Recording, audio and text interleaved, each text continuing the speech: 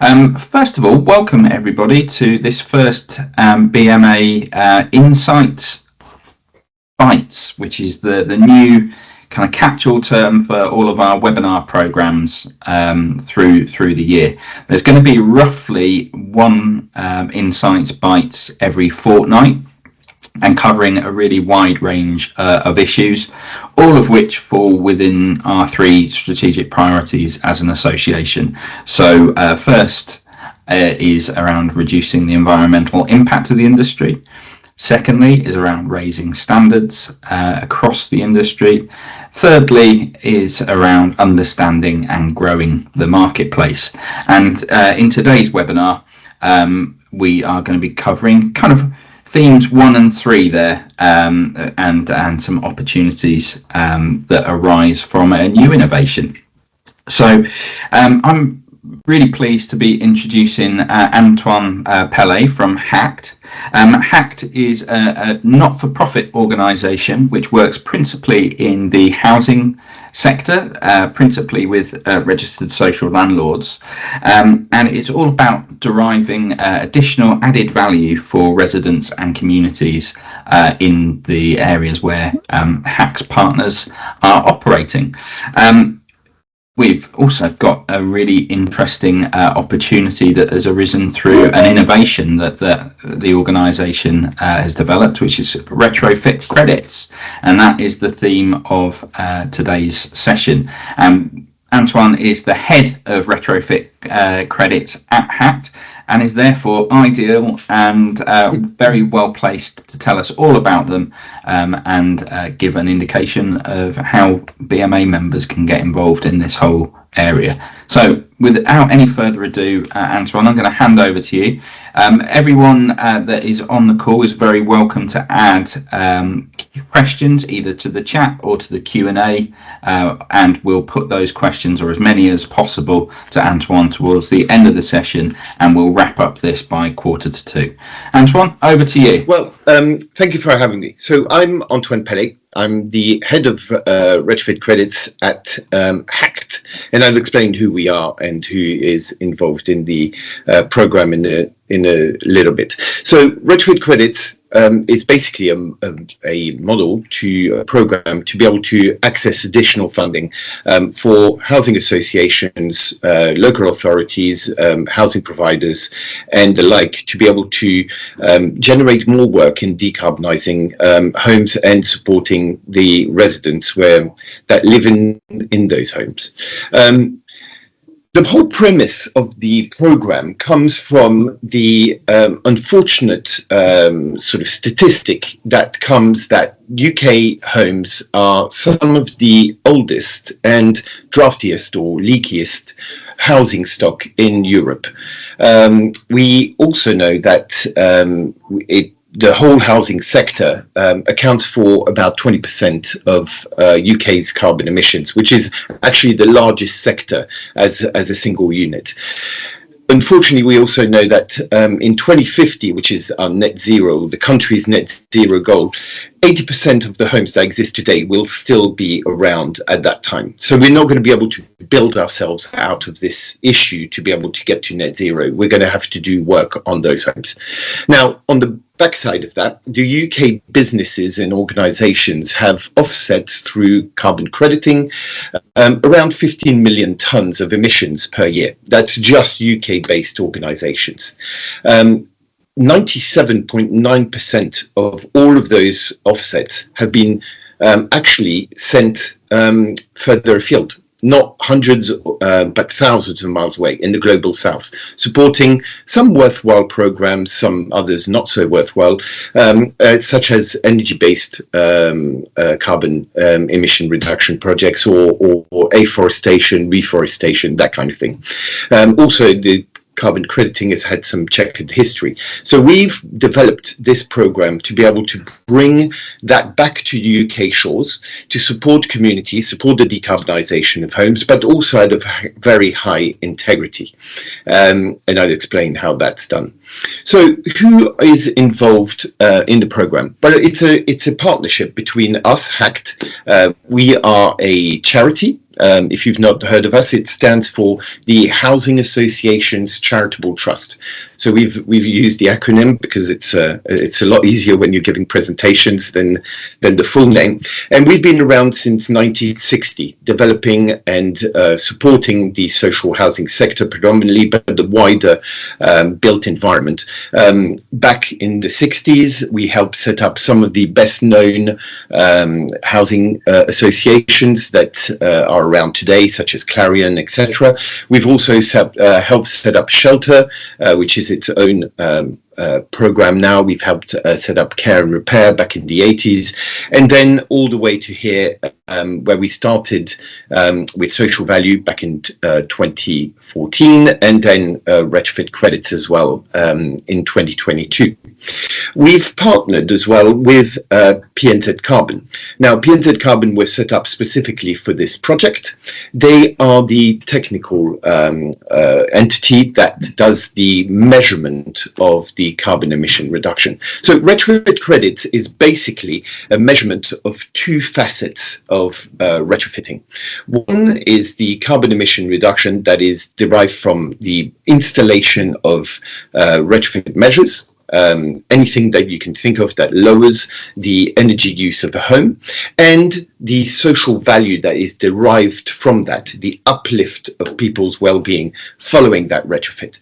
And those two measurements, or verification of measurements, combine to create a commodity, a carbon credit, but which is called retrofit credit, and then at a high integrity. And then what we do is we monetize that value by selling the credits to organizations who want to go beyond their own decarbonization strategy and support the work happening in housing and their local communities here in the UK, and also very much locally around where the activities are happening or where they reside. So, as a high integrity program, we wanted to adhere ourselves to the highest levels of recognition. In the UK, there is only one internationally recognized verification standard called the Verified Carbon Standard.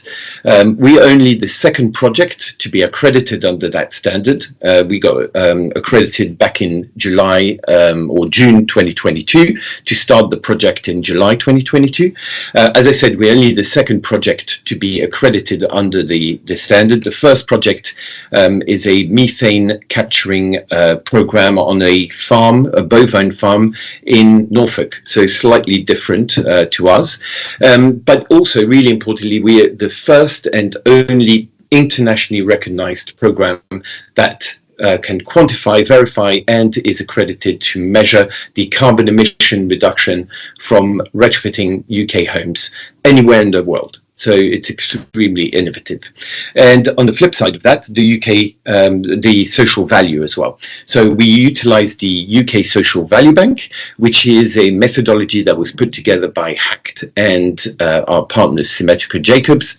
It is Green Book compliant and measures the value, the well-being and the other values that are derived from retrofit. So that's looking specifically at well-being, looking at health impact, looking at environmental impact such as air quality, such as noise, and then we and also secondary values as well to the government, the exchequer savings, as we call them.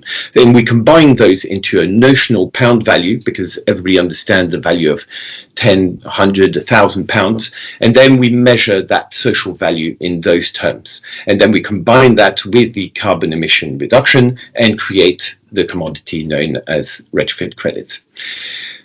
So the way it works is that we look at each home individually. We look at the baseline level of that home. We look at what installation of measures happen to that home, and then we quantify that measure and what it does to the energy consumption, and hence the carbon emission. And then what we can do is each ton on a specific timeline, which is a calendar year, 1st of January to the 31st of December, gives us a calculation of actual tonnage of carbon emission that has been reduced. Each ton equals 1 credit, and each credit can be sold on a year-to-year basis up until the end of the project. Now, under the verified carbon standard, the valuation or the monetization of the value of the carbon saved can happen up until 2042 inclusive. So if you were to do a piece of work on a home today, that would mean 18 years worth of crediting and valuing, monetizing that benefit. Just some quick data from the project since its pilot in 2022. We onboarded, as you can see on the left-hand side, we onboarded in the last 6 months of 2022, 6,716 homes. For that last 6 months, we calculated, verified 1,481 tons of carbon that had been reduced following retrofit works on the homes, installation of anything that is more energy efficient, and then that in the values of the sale of those credits generated income of over £100,000 that was shared amongst the housing providers that joined the program. And then cumulatively also looking at the social value of nearly £900,000. So in 2023, you can see that it grew from 6,700 plus homes to over 15,500 homes. The tonnage going from 1,481 to over 8,000, and you can see the income increase as well as the social value. And then we're looking at over the next years up to 2042, currently over 25,000 homes onboarded into the program. It's actually now, these stats were pre-festive season, and as Tom and I were talking about, we've hit the road, or we've hit the ground running for the beginning of the year. We've now got nearly 30,000 homes. But for those 20,000 or nearly 26,000 homes, you can see a projected lifetime income of nearly 30 million, which is of course a drop in the ocean, but it helps towards the decarbonisation goals that we have as a country, and then also the projection of tonnage of carbon that has been reduced over that time. A little bit of location of the works that have been happening across the UK. So on the left-hand side, you can see the pilot distribution 2022. The grey areas mark the areas that we were not verifying or projects hadn't been onboarded into the program. And then you can see on the right-hand side the current distribution, where darker green means more intensive works, higher levels of crediting being achieved, and also pretty much the whole country being covered by the program as well. So just as a synopsis, the Retrofit Credits service tries to be as local and impactful as possible. So housing providers identify and enroll works into the program. The works go through verified, achieve and produce credits.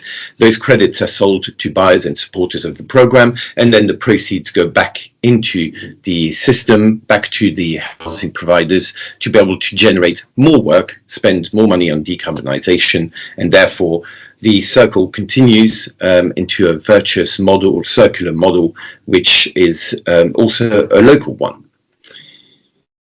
Just to give you some background of the current supporters of the program itself, so you can see we've got some very big and interesting names from The Economist, National Grid, Trowers and Hamlins, the legal firm Unity Trust Bank, as well Berkeley, the developers, as well as manufacturers who support the program. So they deliver works to their partners, to the social housing sector, and then actually purchase the credits to support that work, to be able to spend more in terms from the partnership, the collaboration, to install more works like Ibstock, like Knauf Energy, who produce insulation measures.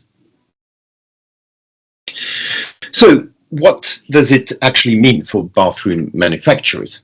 Well, we've got, I've got some points. I looked into it specifically, and monetizing the retrofit credits in social housing could have significant implications for manufacturers in this space, especially as the UK increasingly focuses on sustainability, energy efficiency and housing. Retrofit credits can be essential part to the financial mechanisms that is part of the industry to incentivize and upgrade existing housing stock to improve energy efficiency and reduce carbon emissions. So we're looking at increased demand for energy efficient solutions. The focus is on improving energy, reducing carbon footprint, enhancing living conditions. So for bathroom manufacturers, I think that means basically increased demand for products that are designed with sustainability in mind. So this could be low flow taps, showers, toilets to reduce water consumption, which have an energy attachment, as well as water saving technologies, aerators, smart systems, these kind of things, exactly like other manufactured goods. The energy efficiency in lighting and ventilation is also a big one, and also something that retrofit credits doesn't allocate for, because we look at the operational valuation of carbon emissions. But something which is really pertinent for the sector is the use of sustainable materials, the embedded carbon, so to speak, such as recycled plastics, natural stones, sustainably sourced timber, etc., etc. We're looking at also for manufacturers a new funding opportunity. So retrofit credits can be part of a opportunity that is being shared with the sector itself by offering a product, retrofit credits that, or a product that reduces energy consumption. Retrofit credits can also be part of that solution, giving a financial incentive for social housing providers to upgrade their housing stock, because they know they need to do it, and they'll get some return of funds from doing it itself. So that can be aligned with products that manufacturers create for retrofit programs. They might also be able to tap into other funding opportunities that come from partnering with housing associations, local authorities, etc., as well as contractors, to be able to supply retrofit friendly products. It can be also part of tenders in government funded housing renovation projects, because we know that the move towards social value is also quantified in many tendering programs, and retrofit credits measures that. So that can be part of the solution. And then positioning products that meet developers' needs for specific energy efficiency and sustainability targets.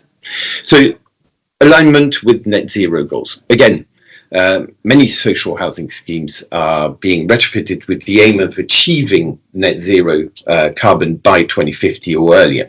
As bathroom manufacturers, developing products that contribute to this goal through energy efficiency or the use of sustainable materials can enhance competitive edge. Products made from low carbon or recycled materials, low energy and water efficient fixtures that contribute to EPCs and SAT point rating increases. Looking at the fourth one, the regulatory compliance. So as the government, this new government and future governments look at rolling out retrofitting programs, they are bound to enforce stricter energy efficiencies. Already we're seeing in the buy-to-let and the letting movement that EPCC is going to be brought back in to be a minimum standard for letting houses, and that will certainly be move across all housing, the whole of the housing sector. So manufacturers can be stay ahead of the regulations by achieving goods that help towards that. As I intimated, there are opportunities for collaboration in the social housing sector and retrofit. So social housing often requires significant upgrades to bring them up to the modern energy standards. We know already that probably nearly half of all homes in the social housing sector are in and around below the EPCC. So there's a lot of work. We also know that achieving net zero for the social housing sector will demand over 100 billion pounds worth of expenditure to get to there.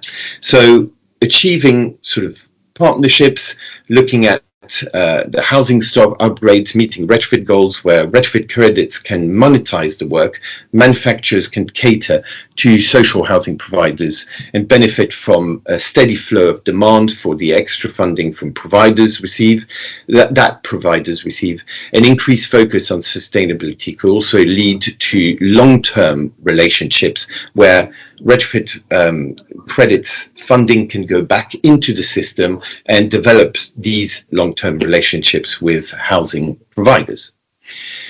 It also helps with the public perception and brand image. So this is looking at the other facet from the supporter side.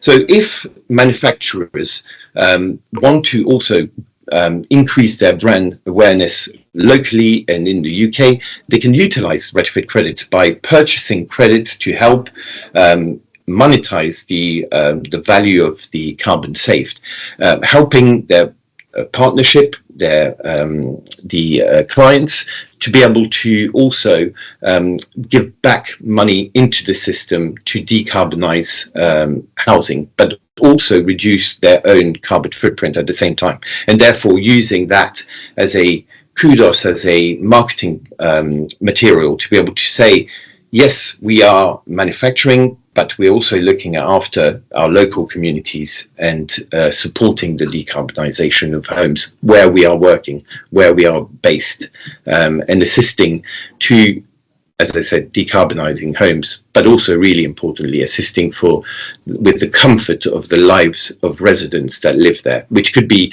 their own clients, which could be even the staff that works for them in the local area. So also looking at technical support and education. So beyond retrofit credits, HACT works with green skills and promotion of environmentally sustainable skills in the sector.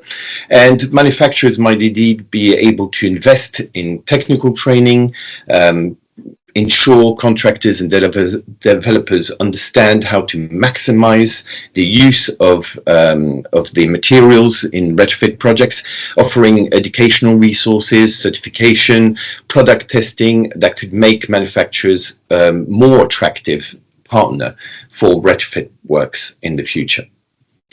So, as you see, in conclusion, for manufacturers, monetization of retrofit credits in social housing represents a mix of opportunities and, of course, always some challenges. But by aligning with sustainability goals, offering energy efficient, water saving products, tapping into a new stream of funding, manufacturers can expand their market presence. However, they will need to stay on top of evolving regulations and market demands to fully capitalize on the growing trend towards retrofitting and energy efficient housing. To move on, just to give you some recognition that the program has had over the last couple of years. We were winners of the Ashton Award for Energy Innovation. Last year, we were also mentioned as the program in climate and environmental sustainability as one of the 100 change makers for the big issue, and finalists and nominees for the Net Zero Awards and the Earthshot Prize. Unfortunately, we didn't get to meet Prince William this time. It was in South Africa. That would have been quite nice, but hopefully next time. If it's in the UK as well, we won't have to take flight and save on carbon there. And just the last little quote from the former Bank of England Governor Mike Carney about the verified carbon markets and how programs like retrofit credits, specifically as a local carbon credit, can help towards that net zero transition. Thank you very much for listening. Here are my details if anybody wanted to speak to me personally or go through the BMA and Tom. very happy to answer any questions. And I think we've got some time for any questions that may have arisen since from the presentation. Thank you, Antoine. That's a really great summary. And I must confess, until we connected late last year through an old friend of the BMA, Alex Lubbock, who's previously been at BSI, I hadn't even heard of HACT. So the kind of long history that the organisation has was a real eye opener to me. But this particular venture of Retrofit Credits, it presents an opportunity both for bathroom manufacturers to contribute to decarbonising the housing stock, but in doing that also bolstering their own market. So a really exciting possibility. We've got some time for questions. To answer Paul directly, can this document and presentation be shared with us after the session? This whole recording is going to be available on the BMA members area of the website after. So if you have any colleagues that you want to check out the presentation, please refer them to that. But Antoine, are you happy for the slides to be shared as well? Yeah, absolutely. Yeah. I think I send them to you in a PDF format, so please feel free to share them to your members. Fabulous. Thank you very much. Well, we'll do that. Are there any other questions before we move on? So it's a lot of information in one go, so sometimes it takes a little while to sink in. Well, something which I'd scribbled down is I know we've got some manufacturers on the call who produce some of those technologies that you were talking about, like the low flow taps and water saving shower heads, wastewater heat recovery, and so on. Yes. What my question was going to be is, what evidence do manufacturers need to provide, presumably to PNZ Carbon, around exactly what the environmental credentials of the product are? So either some recognized data from the manufactured product, so BRE certification, RDSAP, that's kind of the standard. Otherwise, part of our methodology can also utilize what we call adjusted consumption, which basically means the energy use of a home. If there is a monitoring system, a smart meter, you can check what the energy use was on average pre-installation and then post, and then we can use that difference to be able to create or to verify carbon credits. So yeah, either one of those. If there is robust scientific data, we can also use that and upload it into our methodology with the registry to be able to get consent from them to be able to use that as well. So there are a few channels that we can use. Yeah, I know several manufacturers have carbon and water calculators, which presumably they need to be discussing with you in order to get that adopted as part of the methodology. Absolutely. Yeah. Okay, great stuff.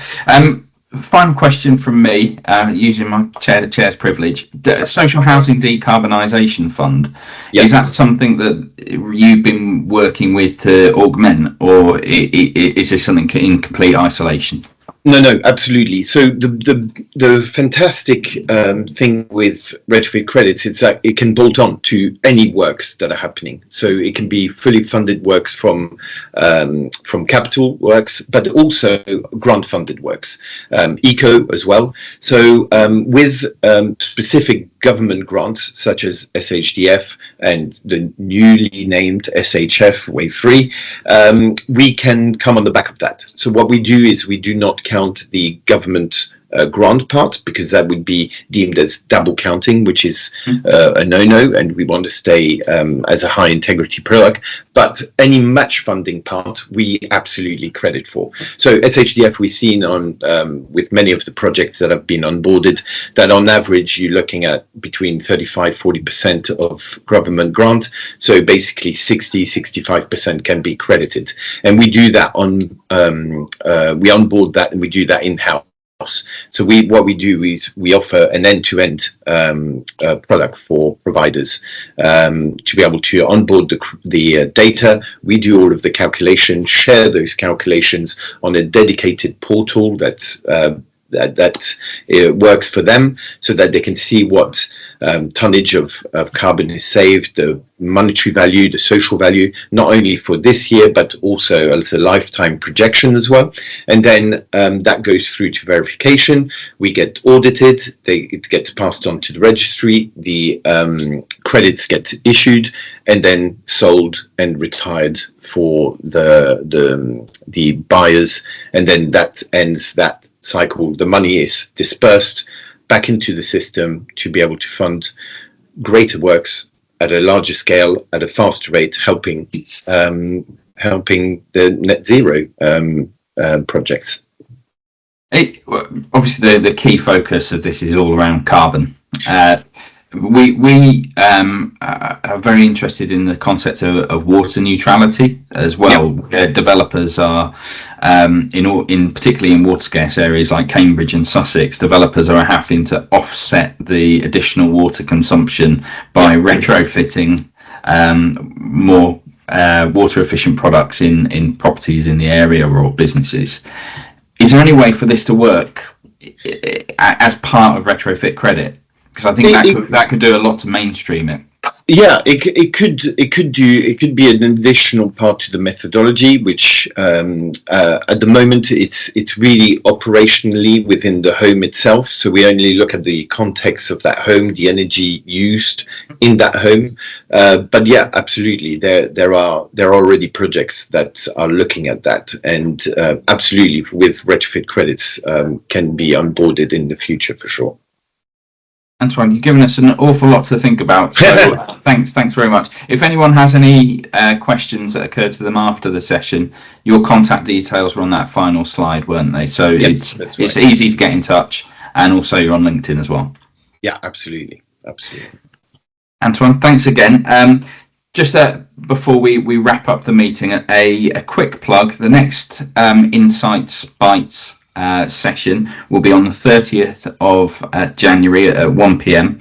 and we're going to be looking at product info, specifically what the eTIM platform, which is something which is growing in prominence, particularly within the merchanting sector, what the eTIM platform is and how it can be used to accelerate bathroom manufacturers' growth. So please do consider attending that one, or pass on to any colleagues that you have that work specifically around product information.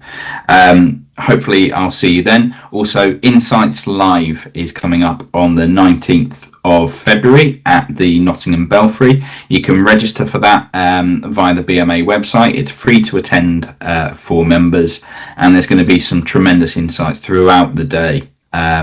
Whether you're interested in technical or marketing, there's going to be something for you. And indeed, we have a speaker from HACT to tell us a little bit more about their social value work at that session. So please do come along and participate.